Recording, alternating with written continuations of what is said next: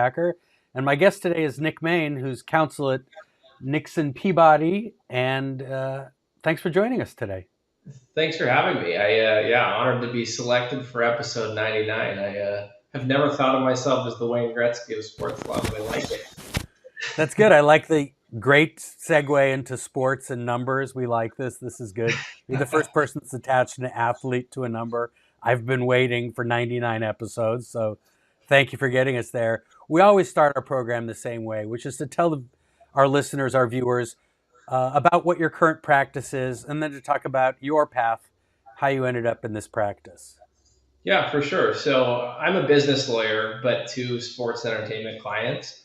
And the bulk of my day to day is doing deals for businesses in the creator world, creator economy.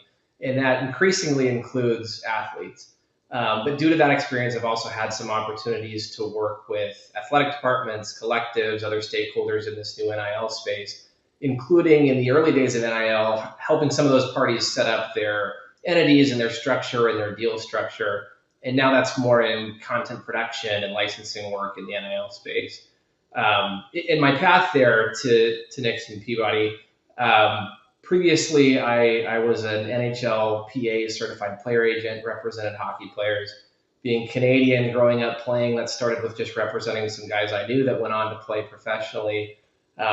Interned in law school with Kurt Overhart at KO Sports in Denver, a really awesome boutique agency, one of the best in the business, and then took a role as a West Coast WHL region agent and also running partnerships and licensing for Gold Star Hockey, who also the best at what they do, which is primarily working with Russian and other international import players. So had great experiences in the agent space, decided that sitting in cold hockey rinks in Canada wasn't a fit for me for the rest of my life and transitioned into a sports law practice. Well, it's really interesting. For the record, as a hockey fan, I happen to have a autographed stick by the 2012 Stanley Cup champion LA Kings, one of my prized possessions. Love it, love it. I grew up a Canucks fan, so I can't root for the Kings, but love Well, that. it took 60 years for the cup to come to LA, so that was good. Yeah, I still absolutely. haven't gotten over that one in Montreal where we couldn't pull it together. I'm still pained by Yeah, that experience. It, absolutely. anyway, we can leave hockey for a second. Let's talk about broadly what the three everybody's three favorite letters these days, NIL. And it gets thrown around a lot, and we've talked about it a lot on this show, name, image, and likeness. But I don't think there's really been a focus on what that really means. What are the legal concepts behind it? What are you granting? What are you giving away? What's the structure of those deals? And I think we know that through collective bargaining agreements, certain rights the players have given for group advertising and whatnot. But in the college space, that doesn't exist because there's no organized groups. So it's a little different how NIL works on a far more, I would say, ground level. So would you mind walking us through a little bit about NIL in the college space and what it is these student athletes are giving away or granting rights to? Yeah, for sure. Right. I think doing transactional work in this space, I share that view. I've been really shocked at how little or how poorly understood this is at times, particularly among the student athletes, right? And they're the participants in this market. I shared this story with you the other day, but I had a conversation recently with a student athlete. They had done 50 plus NIL deals, they had done affiliate marketing, they had done paid social media posts, they had done appearances, signings. And I was talking to them, I said, what's next? What do you want to do in this space, in this market? Congrats on all your success. And this student athlete came to me and said, thanks, but unfortunately I'm graduating, and so I will no longer be eligible to do NIL deals. And that's not the first time I've heard that, sadly, and we all hear athletes talk about, well, I got an NIL or I've got an NIL for this much for my collective or whatever. And, thinking about it practically, it doesn't really even make sense. And I think it just highlights the lack of understanding that the market participants in this massive market have right now. And so really, I mean, name, image, and likeness, NIL, those are property, right? And those rights can be licensed for compensation. And that's a real market that exists, and it's not at all unique to college athletics. And I think that's a really important thing to keep in mind and to have people understand, especially as we're thinking about the future of this market, right? And how do we shape this, and how do we shape the future of college athletics to include this? NIL is not new. If you're a sports layer agent listening to this, NIL is at the heart of a lot of the deals that we do, right? Regardless of college athletics. If we're doing a professional athlete endorsement deal, if we're doing an influencer marketing deal, creating a celebrity backed consumer product, an athlete that's launching a YouTube channel or doing some sort of monetized content, I mean, those are all NIL revenue opportunities. And of course, the NCAA up until 2021 restricted that for student athletes, but NIL has been part of the broader sports entertainment marketplace for a long time. And I think there are a lot of lessons to be learned from that. And we're thinking about, as we're thinking about how to structure the future of college athletics. Yeah, I agree. One of the things that I find interesting, and I think you're alluding to it, is that when you see a professional athlete doing an endorsement deal, what really is it? Well, you're using his name, his image, his likeness to promote a product. But people say, oh, that's an athlete's endorsement deal. And Right. it seems to me that NIL is creating this fog like it's something new, something unique. It's been going on forever. Yeah, The only exactly. difference the only difference is that the NC2A apparently no longer, clearly after Alston, doesn't have the rights to restrain those abilities to make some money off your name, image, and likeness. So now we're Right. trying to unravel what it is, and I think people are a little confused, not understanding that there's no difference between an endorsement deal that an NFL quarterback does and an endorsement deal that a college kid is doing. Right. Or at least It's there still shouldn't be. there Yeah. shouldn't be. And that's part of the problem, right? Is I think, yeah, in a lot of this national conversation around NIL, we've kind of lost, not just the student athletes, but all of us. I think we've kind of lost at times what we're talking about, and built NIL into this college athletics thing and this monster we can't control. And in reality, it is just the same market, or it should be. And of course, the collectives are partly to blame for that, right? And that is something that's been a little bit unique to college athletics. Those third party entities is putting in money to this. Yeah, and I'm glad you raised that because that's a perfect segue uh, into talking about the collectives. And you noted in your early comments, you talked about setting up the business structure for those organizations. And now we have a situation where the collectives have been existing for about 3.5 years now, since July of 2021. Mm-hmm. But in the House settlement agreement, which has not been approved, and in the betting world, there's a lot of people saying it's probably not going to get approved on April 7th. But Sure. be that as it may, the settlement distinguishes between classes of participants to pay these athletes. And so it talks about boosters at a certain level and affiliated companies, which I think is probably collectives. How are you advising your clients? And if a collective was started as a nonprofit entity, it seems that's also in peril. And where are we going with all of this? I mean, what's your crystal ball tell you? Yeah, it's interesting. I mean, I think part of the complicated part of the answer is there's a lot of different types of collectives, right? And as to the nonprofits, the IRS has come out with some clarity. On my part, we've been advising collectives from day one that this is probably not a charitable purpose. We weren't involved in forming any of the nonprofits. We just didn't know that it was going to work. Um, but some went ahead with that and pressed forward, or had creative structures that they thought might work.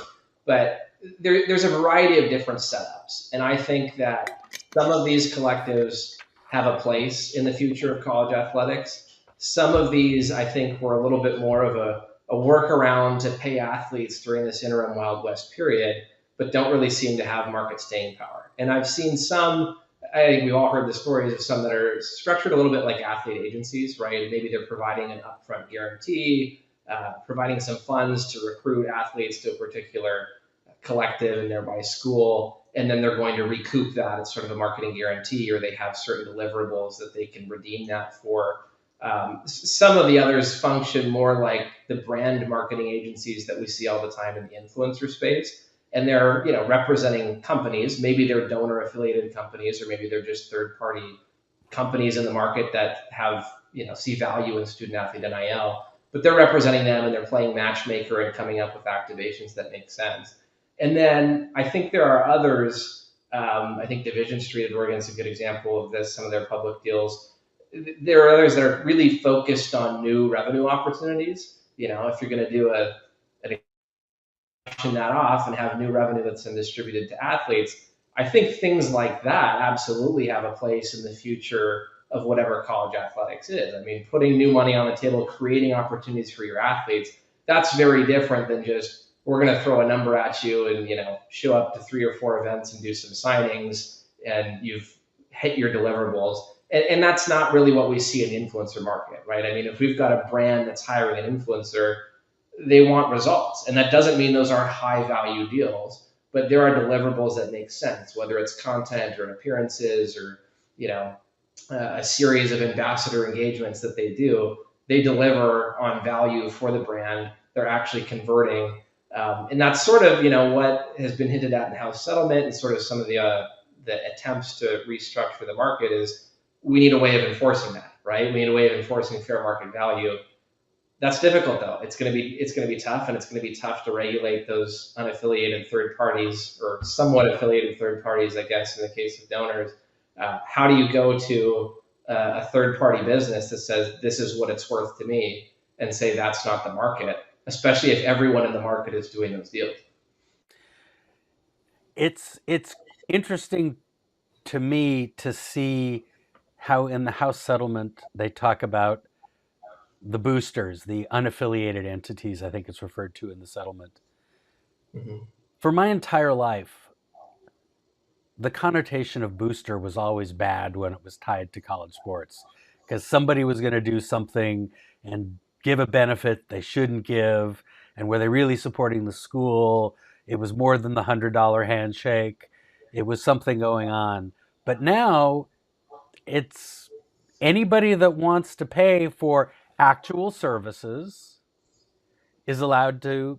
If I'm a student athlete and someone wants me to provide services for their product, in theory, I can be a party to that deal now. Mm-hmm. Yeah, Subject absolutely. to the not using my school's IP and things like that are Right. off limits.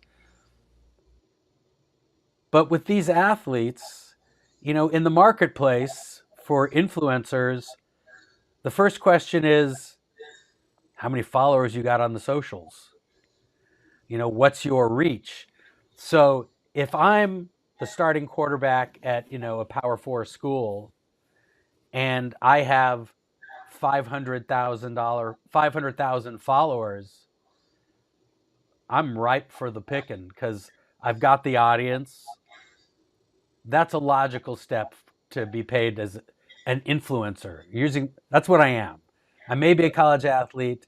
We may call it NIL money, but I'm just like the person that has 1 million followers, and young women want to see what I'm wearing so they can go and buy it. Yeah, right. Well, and I think, from my perspective, doing a lot of these deals in just the general creator economy, like I think it actually, those kinds of deals where they're not tied to that real value, it cheapens the student athlete market too, right? Because you're buying into that attitude of this is something I can only do during college. But the reality is there is a market for content, and there are millions upon millions of dollars to be made on YouTube, on social media. The clients we work with that aren't student athletes that are doing that, they're launching products and they're doing deals, and they're even, they can sell their catalogs to a company like Spotter, and they can do a multi-million-dollar deal to just sell their prior content, use that to fund more content. And so, I think there's like a real career and earnings opportunity here for student athletes. Some professional athletes are realizing this too. Like I think of Bryson DeChambeau, who's, obviously exceptional golfer, but now has a YouTube channel that's been very successful. We've seen some other, I think Cristiano Ronaldo launched one. I think Tom Brady's got a YouTube channel now. We're seeing professional athletes realize, and former professional athletes, that there's a market here. And I think that not as many student athletes have realized that, because there's been so much of a focus on like, where am I going? Where am I transferring? How much money is attached to that? But that's so temporary, and I don't think that reflects the actual value of NIL and the reality of those licensing deals and the actual new revenue that's out there that now these athletes can participate in. So I'm not sure what the solution is. I mean, I think in my crystal ball, I foresee some attempts to regulate these third parties and likely more litigation, unfortunately. But I think there is a real market there and a shift that needs to happen. And I think that the schools, collective student athletes, that they make that shift early and they prepare for that real market, real content, real value, real deals, they're going to be ahead. And those student athletes could be set for life on that. Yeah, you mentioned early on when you're talking to student athletes with them suggesting that, man, I'm leaving school, I'm going to lose all my NIL deals. How do you set them straight? Or what do you say to them in that situation? I mean, I think we point to the examples of success, and like the general market. And some of that is like, okay, look at Bryson DeChambeau. What is this? Is this not paid content? Is this not a sponsored post? Or even, especially as we get into the younger athletes, some of the YouTubers that we've worked with and across from, the Mr. Beasts and Unspeakables and these people that have really built the general creator market. Look at these people that have been doing it. They've been doing it for, close to a decade. A lot of these creators at this point, they're making a lot more than any NIL collective is paying any athlete right now. And so that's the market you want to be a part of, right? And that's not a temporary thing. That's something you could do for 30, 40, 50 plus years. You could build a media empire based on that. And I think as time goes on, we're getting better and more examples of that, right? I think we're seeing, Right. Like the Livy Dunn type examples where, okay, I think she understands that this isn't just a college athletics play, right? I think as we see more of those examples, student athletes will start to get that there's a real lasting, income producing content opportunity here. But we just need time. And so, unfortunately, not all student athletes have access to counsel or to agents that can advise them on this. I think the ones that do are better situated and they're getting this advice early, but there's so many participants in this market and at a variety of levels. I mean, if you're doing a $500 affiliate marketing deal, you're probably not hiring me to work on it. And you might not have access. You might not have an agent working on that. So you probably don't have access to a lot of advice. I think schools can be a big part of that though too. Educating, providing access to, whether it's law students or business students or clinics, programs, education programs, to make sure that like our student athletes know what they're doing, what are your rights, how do you make money off of those rights, how do you actually do deals, and how do you create lasting value and create a brand that you can sell. Yeah, look, the entire sea change over the last 3.5 years has created things that we never knew existed. For example, compliance officers, very important people at universities and colleges in this space. And now the newest craze are general managers, Yeah. hiring people to run your business, looking for opportunities, bringing in other money. It's a lot of what's always happened in college sports, but now there's more accessibility to more money because for the first time you're able to, I hate to put it in these terms, but sell your athletes or allow your athletes to sell themselves. And this changes the economics clearly. And in a situation where all of these colleges and universities are always looking for more money, trying to advance just the operation of the university, let alone maintaining 30 varsity sports, you need to bring in other sources of income. The real question becomes, what do we do about the arms race that now exists in college sports, where it's not enough to be recruited by a top school, it's how much you're going to pay them? Or you're not paying them yet. We're still not paying them, but we're giving them opportunities to earn money. Yeah. This is a whole new world, and so I think part of the messaging problem is that a lot of these kids are thinking, "Oh, my deal's only good through the end of my college career," and then they think it's over. Then they'll realize, well, that's college. Once I'm not no longer a student, I'm not governed by any of these guardrails that exist in college sports, such as they even exist anymore. But now I step outside, I can still have these relationships if I've built a successful relationship. And I think part of the education process that nobody likes to talk about enough is getting these student athletes to understand brand building, to understand that what I'm doing now isn't only for college, but is potentially for my future. There's one a kid I interviewed a couple of years ago who's way down the depth chart at UCLA, but he's been the top NIL athlete for the last couple of years in college because he's built these relationships, created a brand, and shown that there's more to be made than just while I'm a student.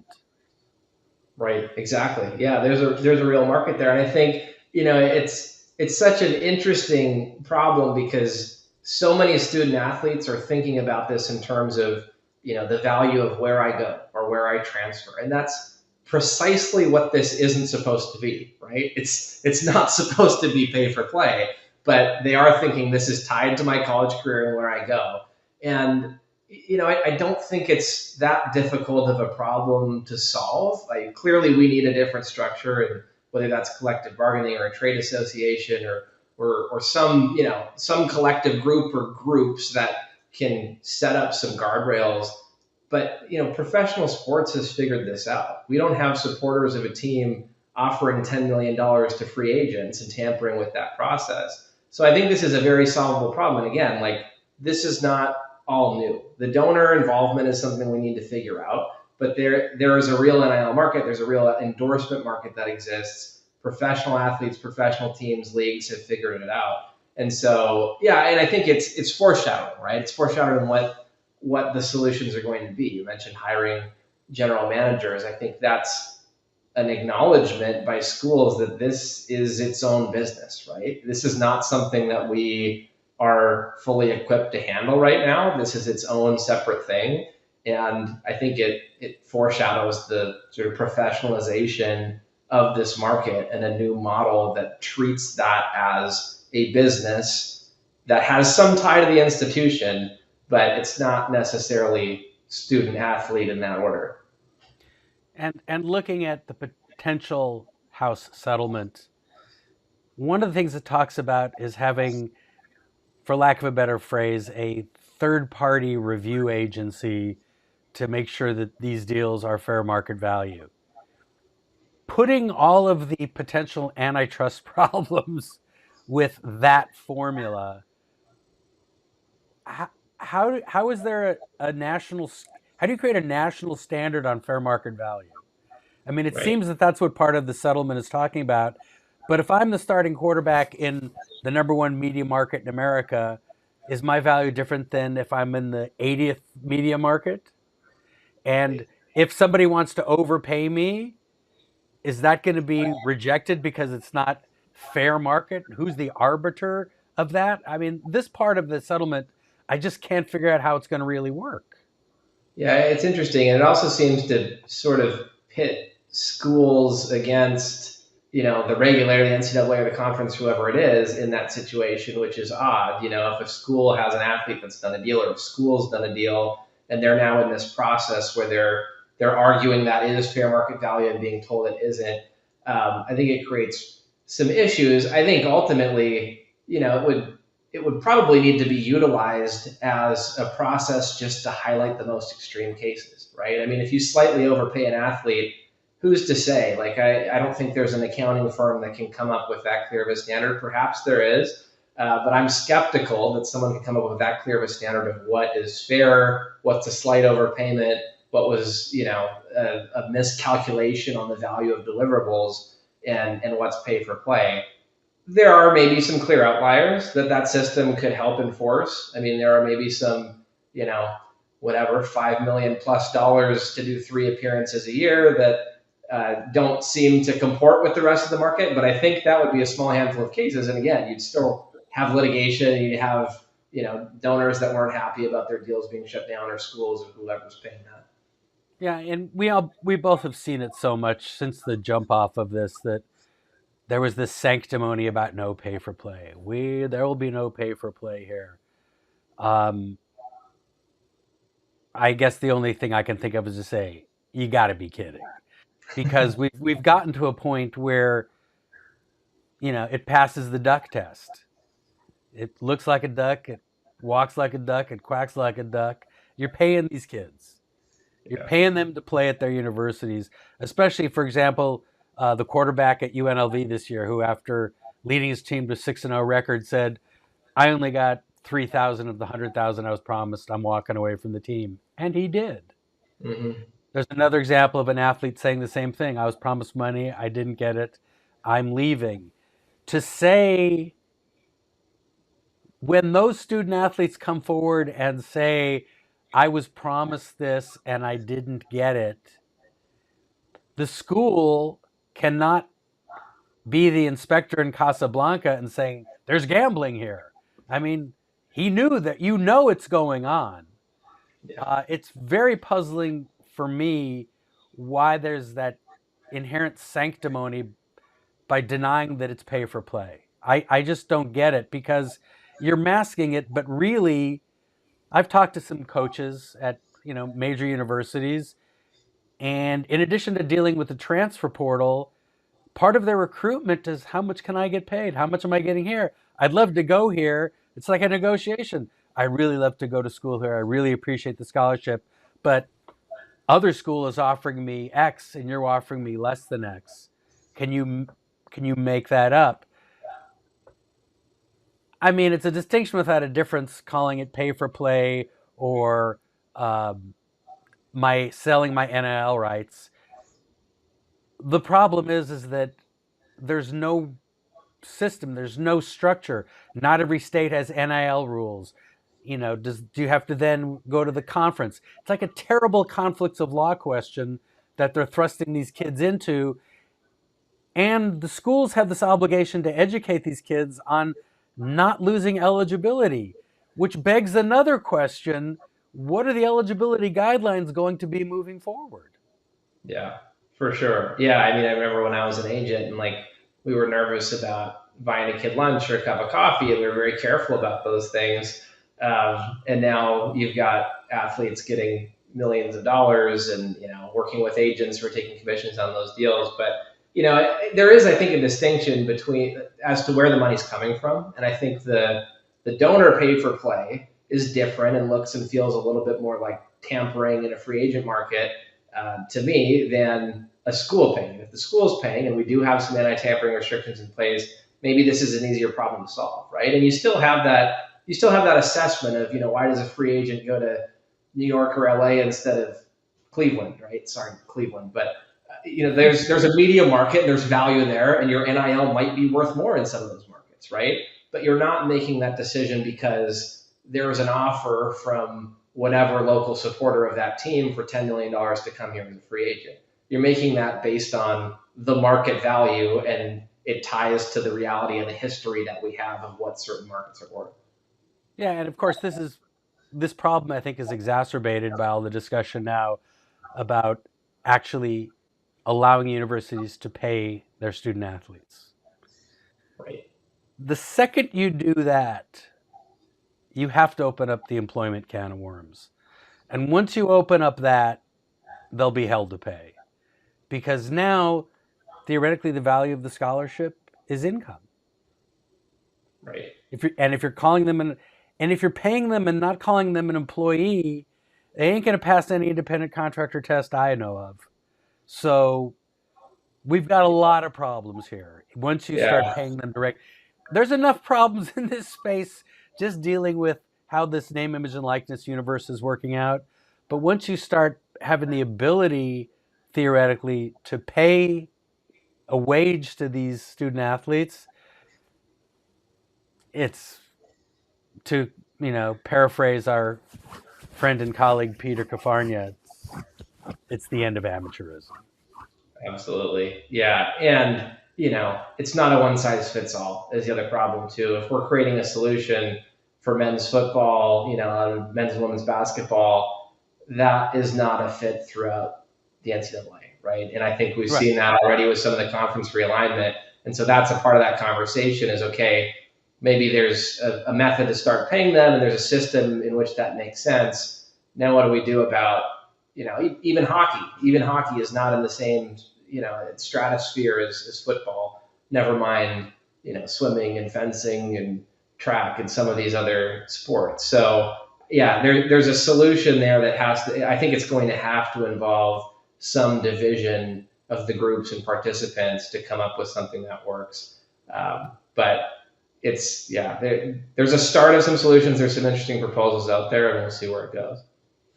Yeah, well, again, stay tuned, everyone, because even folks working in the space on a daily basis are looking over their shoulder and keeping their head on a swivel because it's changing. And we may know more on April 7th, but we haven't even touched on the betting issues that are involved in college sports and lots of other things we could talk about. But if I were to bet, I'm thinking that there's no way this settlement gets approved on April 7th. I could be wrong, but with some of the objections by the named plaintiffs, all three of them filing objections, who knows where this is going to go. But again, April 7th is a big day and we all should pay attention, but there's still a lot more to happen. So look, Nick, thanks for taking the time to chat with us today. Really Absolutely. appreciate it. Anytime. Thanks for having me. Oh, it was great. So hey, everyone, it's time to renew your dues, your membership in the SLA.